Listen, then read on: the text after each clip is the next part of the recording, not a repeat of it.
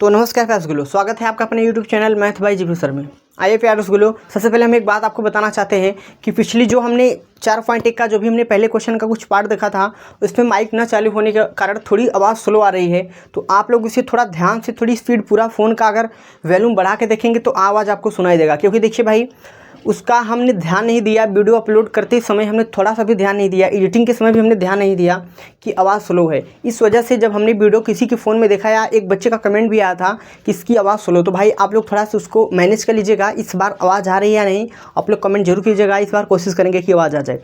तो आइए प्यारे दोस्तों, फटाफट हम ये बात कर लेते हैं कि हमने फर्स्ट पार्ट तो क्लियर कर लिया था, लेकिन सेकेंड पार्ट के जितने भी क्वेश्चन हैं इस वीडियो के अंदर हम सभी क्वेश्चन का पोस्टमार्टम एक एक करके देख लेते हैं।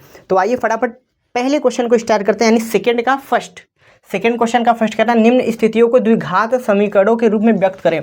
आपको याद होगा कि ऐसा ही हमने दो एग्जांपल किया था, जान और जीवंती करके, एक खिलौनों की संख्या। सेम लॉजिक से करनी है, समीकरण बना के छोड़ देनी, कुछ नहीं करना। इस पैटर्न के क्वेश्चन में काफ़ी बच्चों को डर रहता है, एकदम मक्खन वाला तरीके से बताते हैं। इन्होंने सबसे पहले क्वेश्चन को पढ़ लेते हैं। कह रहा कि एक आयताकार भूखंड का क्षेत्रफल 528 मीटर है, क्षेत्र की लंबाई मीटरों में, चौड़ाई के दोगुने से एक अधिक है। हम भूखंड की लंबाई व चौड़ाई ज्ञात करनी है। तो भाई लंबाई और चौड़ाई तो इस प्रश्नावली में नहीं, नेक्स्ट प्रश्नावली में हम इनका ज्ञात करेंगे। लेकिन इस प्रश्नावली में हम चेक करते हैं कि इनको बीजगणितीय रूप में कैसे व्यक्त करते हैं या लिखते हैं। तो आइए फटाफट बात को समझते हैं। सबसे पहले बच्चों का सवाल रहता है कि हम यहाँ पर क्या माने, कैसे माने। देखिए, आपको दो बात इन्होंने कहा, याद क्या करना, सॉरी हमें होगा दोस्तों, हमें होगा प्यारे साथियों, हमें भूखंड की लंबाई, इन्होंने कहा कि हमें लंबाई और चौड़ाई याद करनी है। बस यही ध्यान देना, क्या दिया वो छोड़ दीजिए। लंबाई और चौड़ाई कहा तो ठीक है, चलिए हम मानते हैं। सबसे पहले हम मानेंगे, क्या मानेंगे, सबसे पहला मेरा टारगेट रहेगा माना। हमें भूखंड दिया तो हम भी मानेंगे माना भूखंड की लंबाई बराबर में x मीटर, क्योंकि सब कुछ चल किस में रहा है, मीटर में चल रहा है, तो मीटर मानेंगे। अगला एक बात क्या है कि क्षेत्र की लंबाई मीटर, चौड़ाई के दोगुने से एक अधिक है। मान लीजिए लंबाई हमने x मान लिया तथा चौड़ाई क्या हो जाएगा इसका, कह रहा है कि दोगुने से एक अधिक है।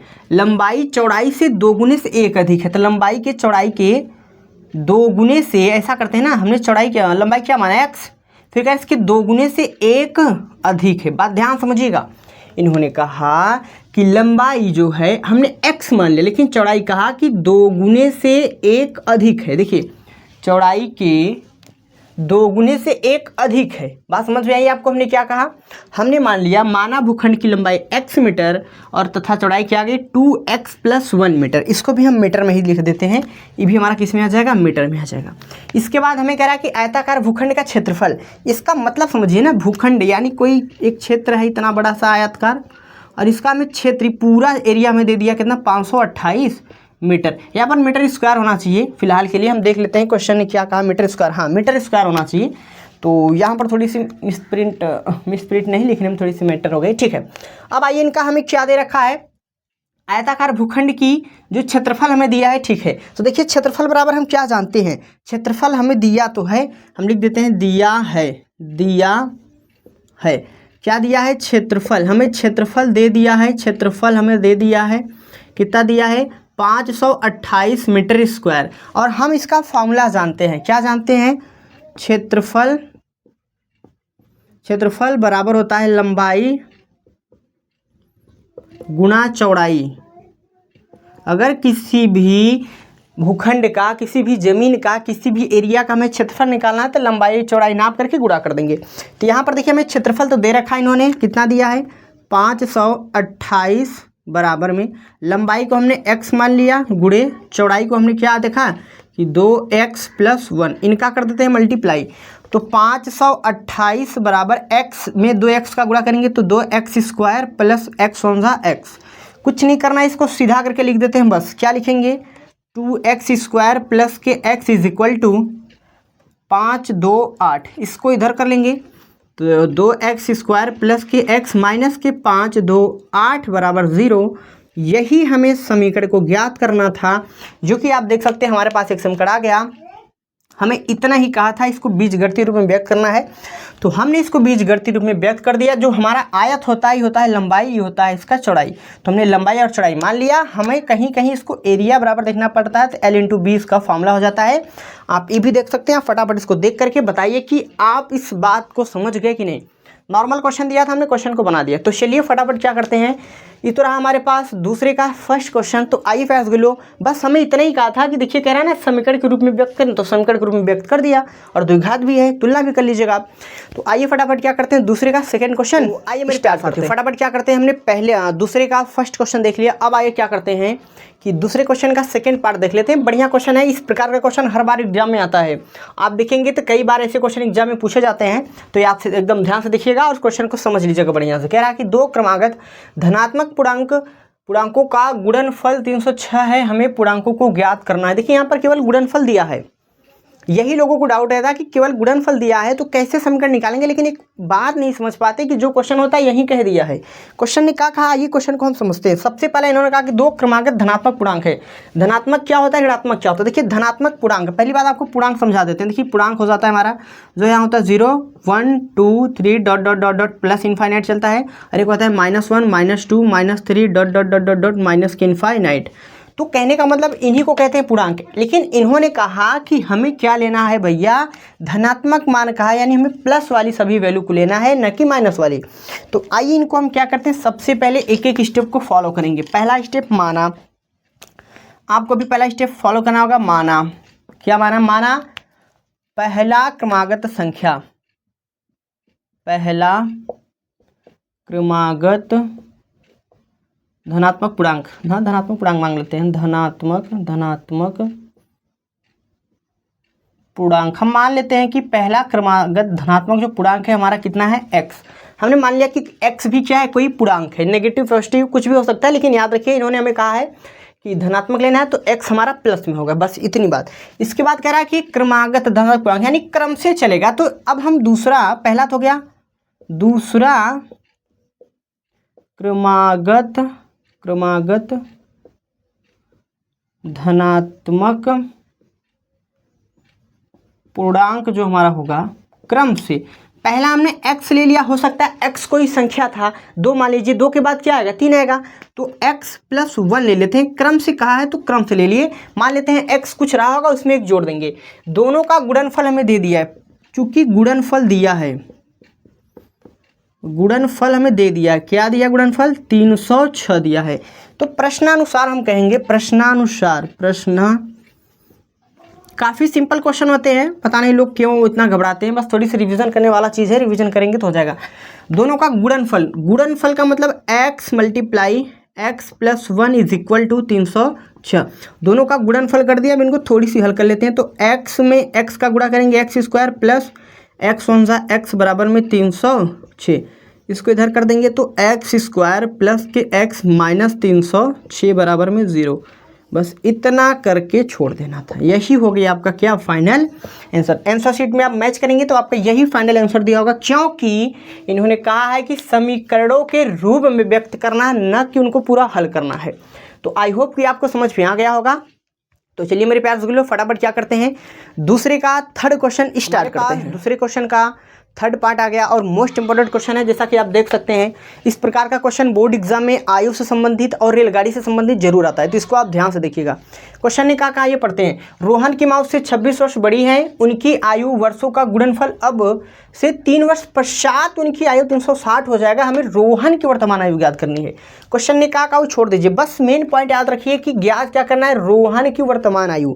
तो जो चीज़ कहा उसी को हम x मान के चलेंगे। तो हम मानेंगे कि माना हम क्या मानेंगे, रोहन की वर्तमान आयु, यानी रोहन की वर्तमान आयु, रोहन की वर्तमान हमारे पास आ जाएगा x वर्ष के, सब कुछ वर्ष में कहा तो हमने किसको मान लिया, वर्ष मान लिया। कह रहा है कि रोहन की माँ उससे 26 वर्ष बड़ी हैं। भाई रोहन की माँ तथा रोहन की माँ, मान नहीं माँ, रोहन की माँ की जो आयु हो जाएगा ना भैया, वो क्या हो जाएगा, जरा ध्यान समझिए। रोहन से 26 वर्ष बड़ी है भैया, तो क्या हो जाएगा x प्लस के 26। रोहन से 26 वर्ष बड़ी है, इतना वर्ष उसकी माँ की आयु हो गई। अब इन्होंने कहा कि 3 वर्ष पश्चात, 3 वर्ष बाद रोहन की आयु क्या हो जाएगी, समझिए। अभी अगर रोहन की आयु 10 साल है तो 3 साल बाद 3 बार बढ़ जाएगा। मान लीजिए अभी रोहन की आयु x वर्ष है, 3 वर्ष पश्चात यानी 3 वर्ष बाद, अभी 10 है तो 3 साल बाद 13 वर्ष हो जाएगा। तो बस यही कर देना है, यहाँ पर हो जाएगा x प्लस के 3। अगला 3 वर्ष बाद रोहन के माँ की आयु, इसके माँ की आयु क्या हो जाएगा, जरा ध्यान समझिएगा। तो अभी अगर उसकी माँ की आयु x प्लस 26 है तो 3 साल बाद क्या होगा, 26 में कुछ जुड़ेगा, यानी x प्लस 26 प्लस 3 फाइनल आ जाएगा कि x प्लस 26 और 3 हो जाएगा 29। इतना वर्ष इनका गुणनफल, दोनों का गुणनफल 360 दिया है, तो गुणनफल हमें दे रखा, कितना दे रखा भैया, 360। प्रश्नानुसार हम कहेंगे, प्रश्नानुसार। आइए प्रश्नानुसार क्या करते हैं, इसको बना लेते हैं। एक तो दिया है x प्लस का 3 गुणनफल, x प्लस के 29 बराबर में दे दिया है 306। क्या दिया समझिए, दोनों के गुणनफल का योग 306 दे दिया है, 306 दिया, सॉरी 306 नहीं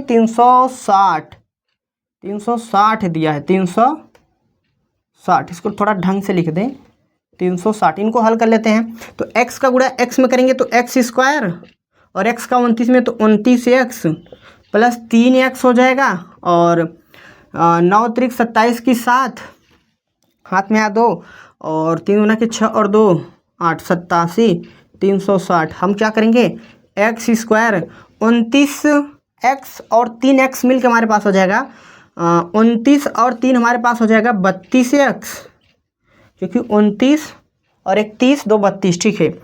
और देखिए हम क्या करते हैं 360, अब इसको हम उधर कर देंगे तो माइनस का 87 हो जाएगा, तो इसको घटा लेते हैं। अगर हम 360 में से 87 घटाते हैं, 360 माइनस कर देंगे 87, तो 10 में से 7 गया तो 3, यहाँ कितना बचा 5, और 15 में से 8 गया तो 15 में से 8 गया तो 8 7 15 हो जाता है, 8 7 15, यहाँ कितना बचेगा 7, और यहाँ कितना आ जाएगा भैया 8 7 15 होता है, 8